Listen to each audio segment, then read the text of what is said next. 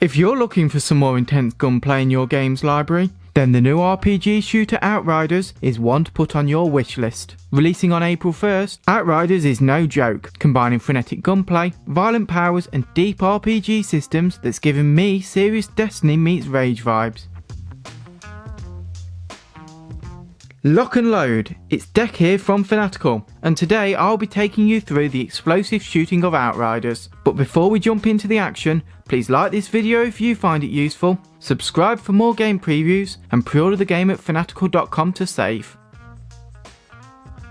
Set in a world with no more Earth, a war rages across the diverse new homeworld of Enoch. You'll find yourself in the trenches of a brutal battle as mankind bleeds out. But you'll leave the slums of the first city behind to travel across the world in pursuit of a mysterious signal. It's a beautifully designed world with varying biomes that you'll travel through, including forests, mountains and a desert. Each breathe life and personality that will take you from the darkest places of the world to the most vibrant. With tranquil waterfalls and dangerous icy mountains all yours to roam, and each give the world a realistic atmosphere that you'll want to keep exploring. But don't knock it until you try it, as the planet is hostile, and though you may have left the war behind you, there's still beasts and soldiers all ready to take you down at the first opportunity. So get your weapons and powers ready, as this journey isn't going to be a walk in the park.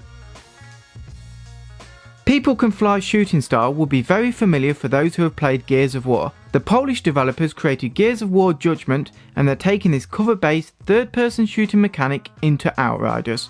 It's an explosive take on the shooting genre with high-powered weapons and abilities facing off against big enemies. In the game you can pick up assault rifles, sniper rifles, shotguns and handguns to take down the soldiers and beasts, with each weapon feeling different and solving different problems, just as you'd expect. Having played the demo myself, the great thing about the game was that the guns are responsive, and that each weapon has a different weight to them depending on their type. Weapons can also be picked up, with the looter shooter game having ranks based on the ability of the weapon, so make sure you look out for those gold legendary guns as you go about your journey.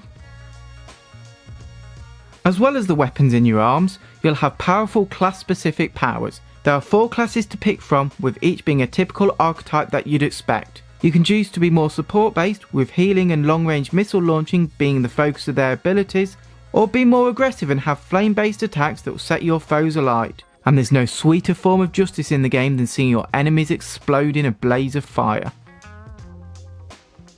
Getting up in the face of your adversaries is one thing, but how can you make sure you're dealing the most amount of damage? Well, Outriders' deep RPG mechanics will allow you to level up so you can kick even more ass. But first, you must pick between the 4 different classes. These all change how you play, with the Devastator, which is the tank style, getting up in the enemy's face and dealing devastating damage, whereas the Technomancer is about long range attacks and healing. Each has their own powers which you can unlock by leveling up, however only 3 can be equipped at a time, and powers will vary depending on your class and will fit the profile. The 4 classes also have traits that can do everything from giving you more armour, right the way through to increasing weapon damage for long range weapons. And it doesn't stop there though, with the game allowing you to really become your best Outrider self. Each class has 3 subclasses, which you can use your class points to progress through their skill trees. These will focus on either weapon damage, survival or anomaly power, with different node sizes signalling how big of an effect this is to your abilities.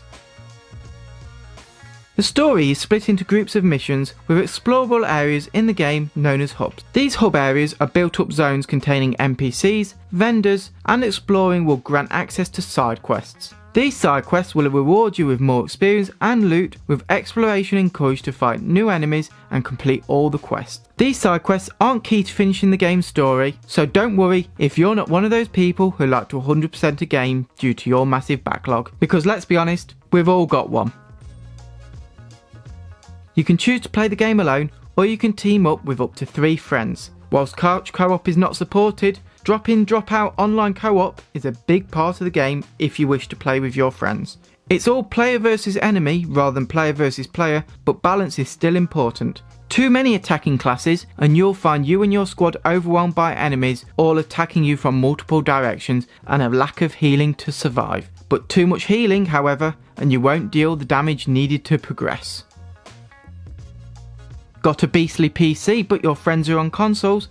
Full cross-play support across all platforms will allow you to squad up with your best teammates to reach the conclusion of the story. And speaking of your PC, you'll be able to customise graphic settings and options, including having unlimited frames per second. Plus, the game will allow key remapping for both keyboard and mouse and controllers. But by now, you're probably asking about your sweet ultra widescreen monitor. Well, you can enjoy the beauty of Enoch in ultra widescreen support. And if you want to see even more of the environment, then an adjustable field of view will allow for that.